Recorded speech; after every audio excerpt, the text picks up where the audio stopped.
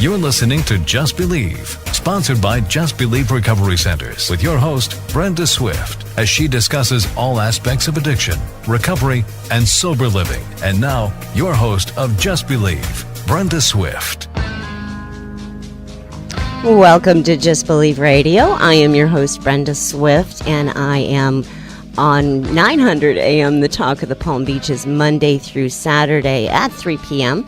We do have a helpline for anyone looking for help for themselves or a loved one, some questions to ask. You can speak to a counselor and get some information about what stage of addiction they might be at. The number is 877-309-3635. That's 877-309-3635. And I am quite honored today to have a guest that's calling in from the facility up in Jensen Beach. He is the clinical director and has a wealth of knowledge that can help everyone understand exactly what they're dealing with when they're getting to the point of having issues with addiction or alcoholism. Welcome to the show, Cliff Churchill. Well, thank you for having me on, Brenda. It's a privilege to be here with you today. We're very honored to have you here. You've worked in the treatment field for quite some time, is that right? I've been in therapy for right close to 10 years now, and over the last 10 years, as I've grown and practiced, I've specialized in trauma therapy with additional trainings and a lot of time working with everybody from the ages of 4 and 5 up into their 60s and 70s. Oh, my goodness, okay. So you've had a lot of instances to deal with what people are dealing with. Anyone that is listening that is seeing issues with a family member or starting to see some patterns with themselves and know that they need help, you're the guy that has a solution, right? Well, I don't know that I would have a solution. I'd rather think that we as a team working together can help anybody, and the answers with the 12 steps. What I try to do when I work with people is I focus on my strength. You know, I am upfront with everybody. I'm not in recovery. I haven't worked the 12 steps because I tell everybody I've had a different set of problems that I've had to work through. And so I try to bring what I do well and work with my team to let them focus on their piece. And for me, that's been understanding how painful experiences, whether in your childhood, your adulthood, everything from minor things to major things, affect people, specifically where I'm at now, who are struggling with addictions. And that's a lot of what people don't understand. Some of the programs that are advertised, they hear that they can fix addiction in a week or something to that effect. And, you know, from my experience personally, I've been in recovery for many years, and I didn't understand why I was doing what I was doing. You know, my best efforts and all the willpower I could muster over and over again would end failure upon failure with not being able to change the behaviors because I hadn't changed what was underlying it. And that's where the trauma lies, is what I understand. Well, you know, over the last 10 years, there's been a national push from some fairly significant organizations out of D.C. to look at what has been termed trauma-informed care. And that's simply being aware of what trauma is and how it affects us. And I keep throwing this word around. So I think the first thing we probably ought to do is establish what trauma is. And a lot of people think of rape and assault and violence. And yes, those things are traumatic. But it's also everything down to a child being bullied. You know, one of the stories I would share is I had the privilege once of working with a high school-aged young woman, and she had been in middle school, and over Christmas had posted a picture on social media, and somebody in her school decided to pick her as the target. And so they started to bully her. And, you know, I'm not going to get graphic here on the radio, but the post became quite graphic, quite violent, along the lines you read in news stories: you should kill yourself, you should harm yourself, I'm going to kill you. And every day this young lady faced this online when she would go to school. And sometimes, tragically, what happens is when there's somebody who's picked as a target, other kids will join in, and it's a pile-on effect. And she was bullied every day for months, and the school wasn't able to stop it because kids can be very subtle in their abuse of each other, and eventually got to the point where she was carrying a weapon to try to protect herself. And when she was caught in our zero tolerance, she was sent to an alternative school and got involved in some trouble herself. And when I started working with her, she couldn't walk down a school hallway and feel safe because she had lost that sense of safety. And one of the things you need to understand trauma does is it takes away our sense of safety when it moves to the point where we would have what's called post-traumatic stress disorder. It's not just for soldiers. It can be for even children who have lost their sense of safety. Oh, absolutely. And that's a horrific story to hear. Just kids starting out being kids and a target to make themselves feel better and getting into such a huge ordeal. I believe I heard some of that on the news a while ago. Just for those that are just joining us, we are Just Believe Radio, and I am here today with my guest, Cliff Churchill, who is with a facility up in Jensen Beach on treatment. We are talking about trauma today and how it can be basically all levels of trauma can affect how somebody gets into addiction, if I'm understanding what you're saying at this point, Cliff. One of the things I like to point out is your trauma can be anything. I remember a number of years ago, I moved just 2 miles down the road into a house my daughters were very familiar with, but it was a change. They had a different bed, and my 2 or 3-year-old at the time was quite traumatized, was very stressed because her safe area that she knew that she grew up in had been changed. Even though it was a house she was familiar with, it was in the same town, literally a 2-mile move, but she struggled with that.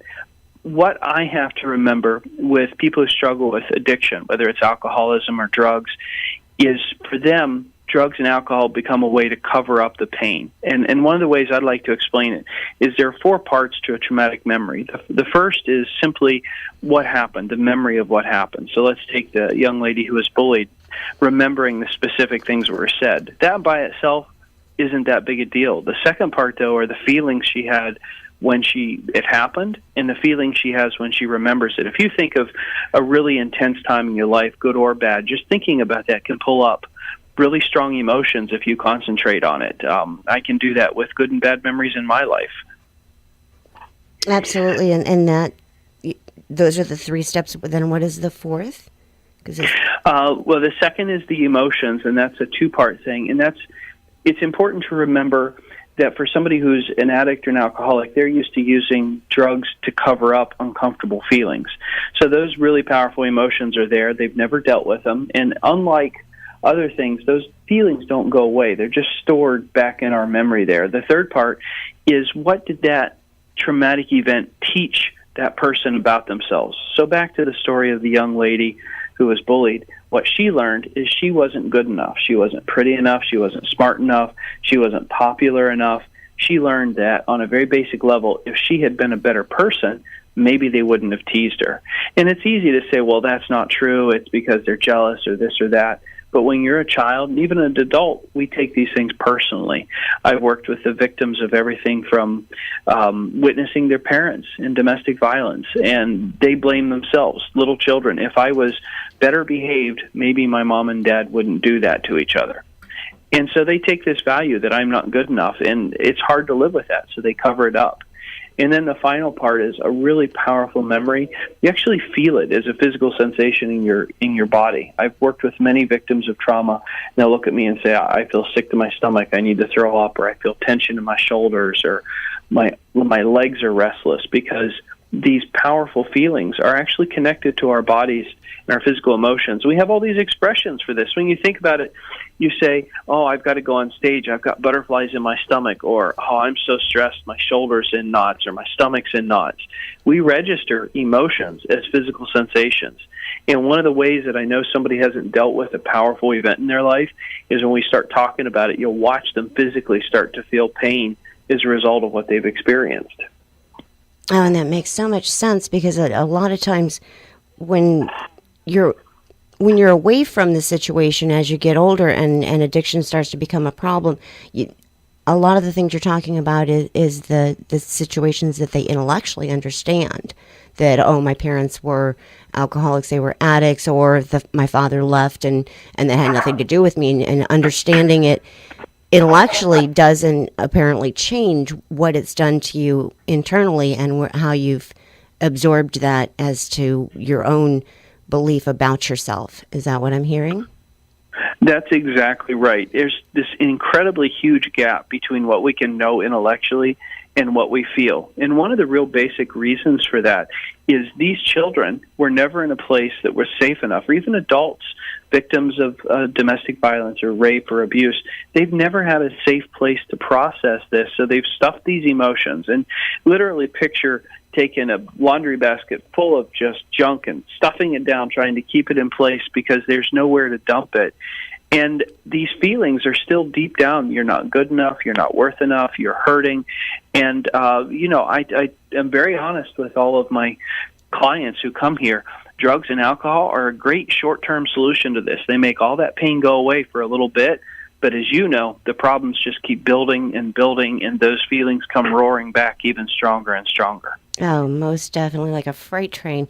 We are going to take a quick break to pause for the sponsor message, and we'll be right back to hear more about this really, really intense topic that has a lot to do with everything we talk about on this show. We'll be right back. At Just Believe Recovery Center, their highly trained staff has a combined 50 years in recovery and is certified to help with each client's individual needs. The program at Just Believe Recovery Center brings those suffering from addiction and their families the understanding needed to begin healing from the devastation and begin the path to a new and fulfilling life in recovery. The staff understands what addiction has done to your family and that no one chooses to become sick. At Just Believe Recovery Center, with a therapeutic process and a caring staff that understands addiction, their clients can choose to become well. Go to justbelieveradio.com for more details and call their 24-hour hotline today, 877-309-3635. That's 877-309-3635 for caring guidance and an end to the pain of addiction now. Just believe there is another chance and call 877-309-3635 today.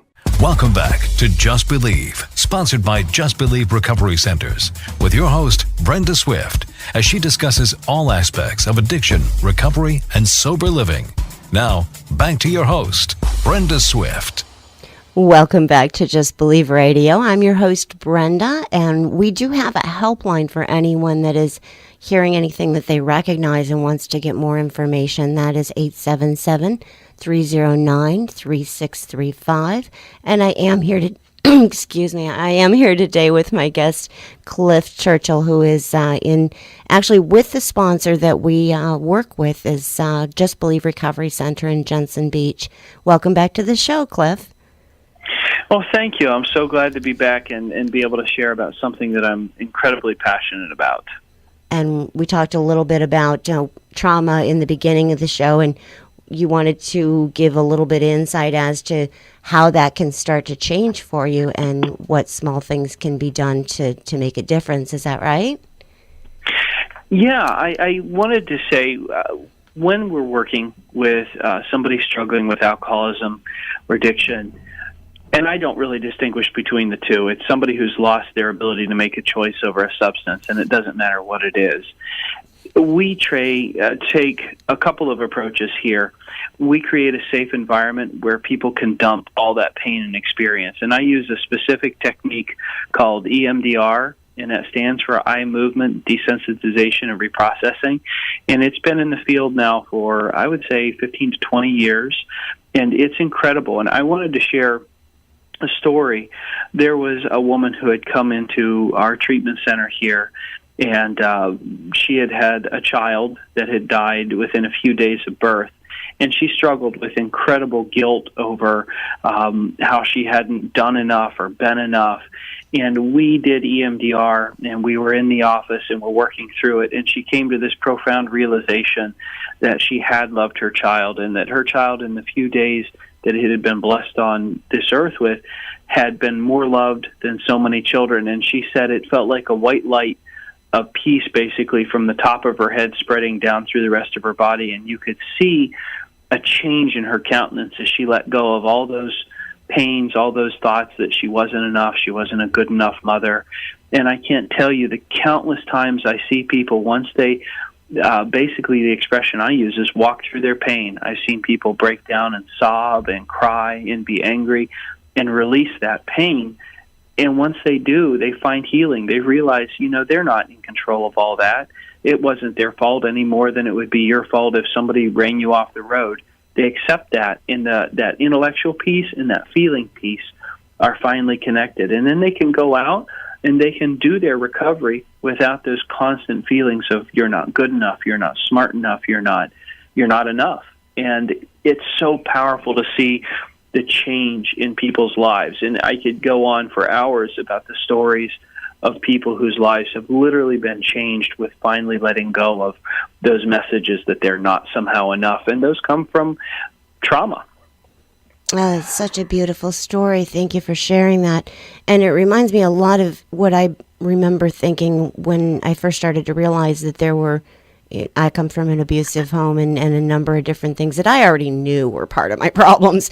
And I thought that the only way to fix that was, like they talk about, years of therapy, and I wasn't willing to go there. It was too painful. I didn't know how to go there.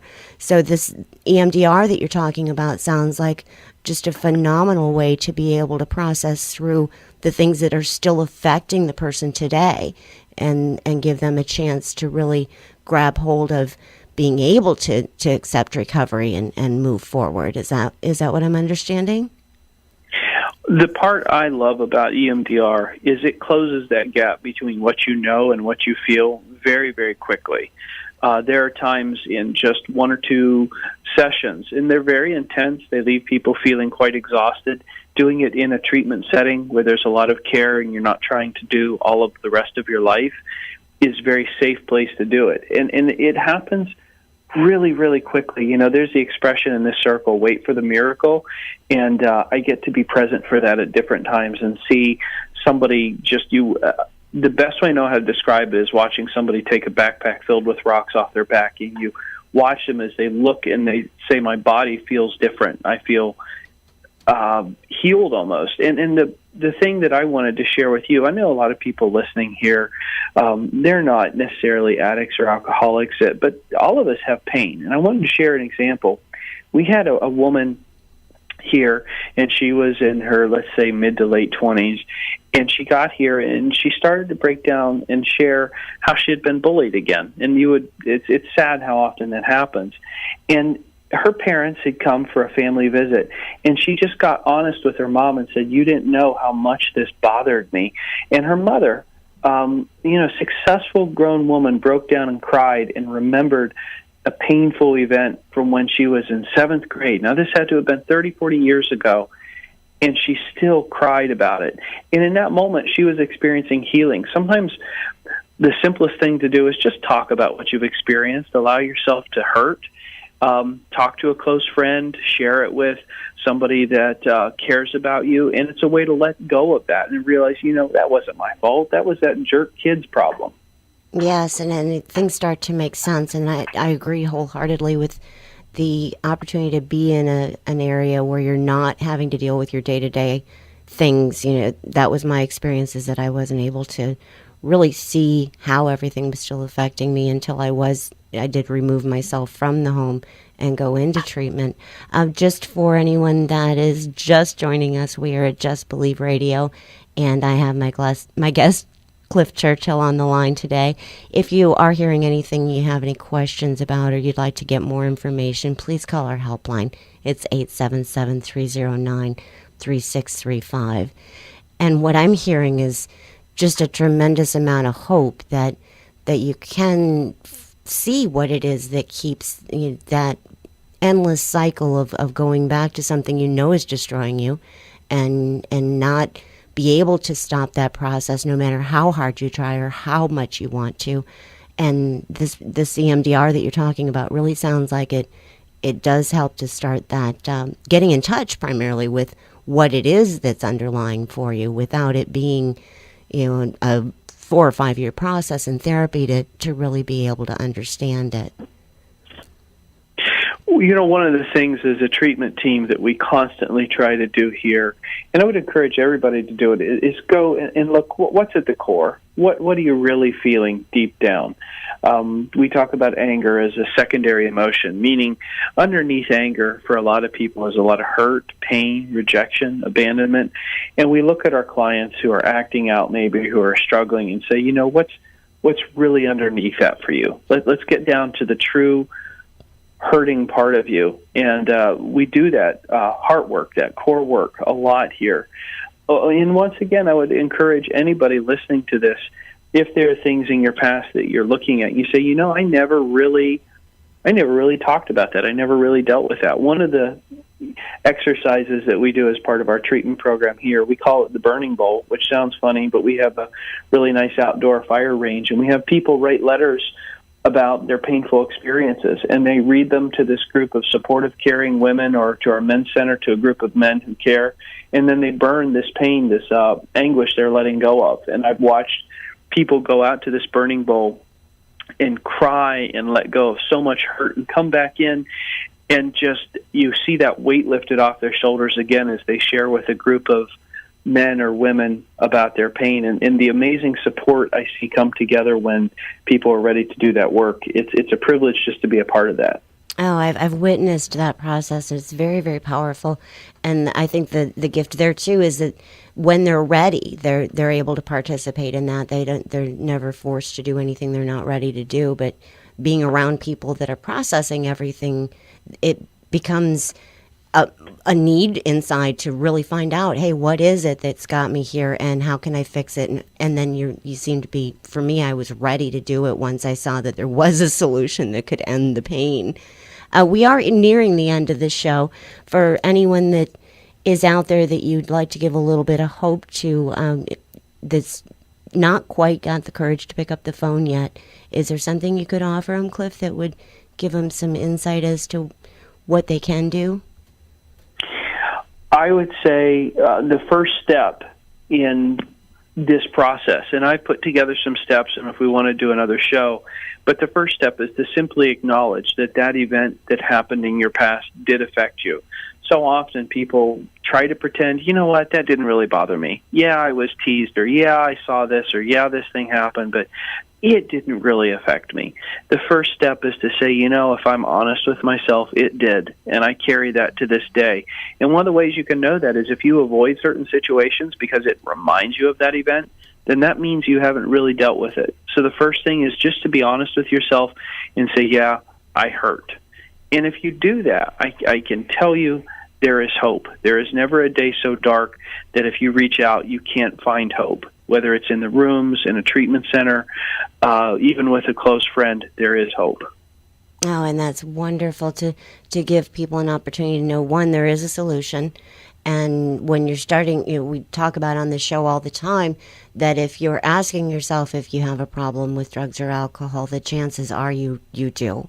And to be able to start some small steps that get a little bit closer to the solution instead of staying stuck in that process of doing things against your own will, even when you see that it's not where you want to be, that there is hope and there is a process that gives people the ability to really start to heal and move forward with their life. I am so grateful for you being here, Cliff. I'm looking forward to the next show when we're able to get into some of the steps that give people a chance to understand a little bit more on how to start this journey. And thank you so much for being here.